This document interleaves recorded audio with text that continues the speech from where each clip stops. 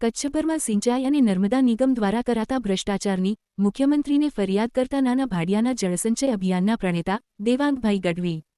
આપના માધ્યમથી સમગ્ર ગુજરાત સરકાર અને ગુજરાતના દરેક નાગરિકને એક મારી નમ્ર વિનંતી છે કે રાજાશાહી વખતમાં અને લોકશાહીમાં આપણે આવ્યા, બરોબર, આપણે સ્વતંત્ર બન્યા, પણ કામની દ્રષ્ટિએ જળ સંચય ઉપર આપણે નિષ્ફળ 100%।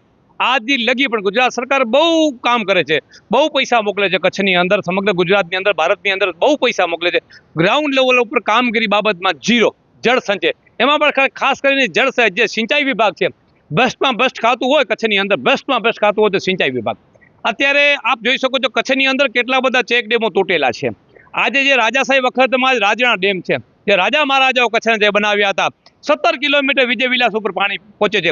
એમાં પણ ઘણી બધી પેટા કેનાલોમાં 3000 થી 3500 એકડમાં પાણી પહોંચે છે સિંચાઈના। આજે પણ ખેડૂતો એમાંથી રોજગાર મેળવે છે। મારે સરકારને એટલું કહેવું છે કે નકર કામગીરી અને કિસાન સંઘ હોય, ખેડૂતો હોય, ધર્મગુરુ હોય, બધાને ભેગા રાખી અને તો જ આ સફળ કાર્ય થશે। ને કે આ તો ભ્રષ્ટ ખાતું છે બિલકુલ।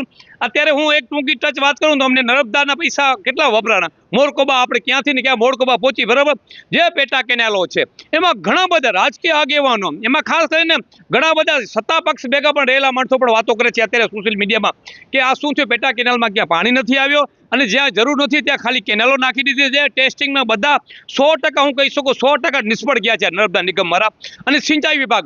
એના પર ખાસ મુખ્યમંત્રી ભૂપેન્દ્રભાઈને મારે કેવું છે, ગુજરાત સરકારને કેવું છે, તમે પૈસા તો પુષ્કળ મોકલાવો છો પણ ગ્રાઉન્ડ લેવલ ઉપર કામ બિલકુલ ઝીરો છે। ક્યાં ચેકડેમ તૂટેલા છે, હાલત ખરાબ છે ખેડૂતોની, અને આવનારી સમયની અંદર આવી હાલત હશે તો ખેડૂતો માઇગ્રેટ કરીને કચ્છ ભાગીને મૂકશે।